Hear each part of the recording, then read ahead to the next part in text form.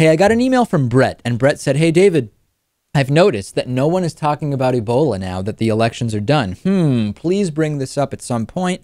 Obviously, one can draw conclusions about the media and blinding voters. So Brett is implying here that much of the Ebola discussion prior to last week's midterm election was for political posturing, was designed to criticize President Obama for what people call his incorrect action or his lack of action or whatever the case may be. That's maybe a little more direct than what I'm willing to say today. But there's no question at all that we have seen almost no coverage of Ebola since the midterm elections until today. We learned that the New York City doctor who had Ebola has been released from Bellevue Hospital Ebola free. And now, Lewis, the United States is Ebola free. And we saw panicked right-wing fear-mongering news segment after panicked segment. We saw accusations that President Obama wants Ebola to spread in the U.S., that it is going to spread in the U.S., and now we have 0 cases that we are aware of Ebola here in the United States. How do you assess this complete cutoff of Ebola discussion after the election?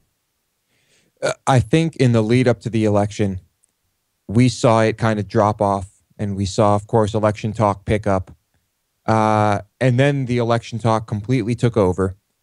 And now after the election, I think with the amount of time that has passed and no new Ebola cases, I think it's just kind of coincidence. I don't really think this, I think it was a timing issue. The election took away from it. It started to not become as big of an issue. So I don't think there's anything here that we should really be looking too deep into. And what's interesting is that if we were to resurvey Americans now about how likely they think it is that there's going to be a big Ebola breakout in the U.S., you might see a smaller percentage of Americans thinking that that is a risk, but we wouldn't be able to say, is it because Americans are now realizing that there was never really a risk of this huge contagion and we had the situation controlled? Or is it simply because corporate media have stopped fear-mongering? We actually wouldn't be able to tell right now, if indeed those were the survey results, whether it's, what came first, the chicken or the egg, so to speak. Yeah, probably not. But we've seen it leave. We've seen the fear-mongering end pretty much on mainstream media, on corporate media, I should say. And that, of course, is going to have some impact on people's opinion.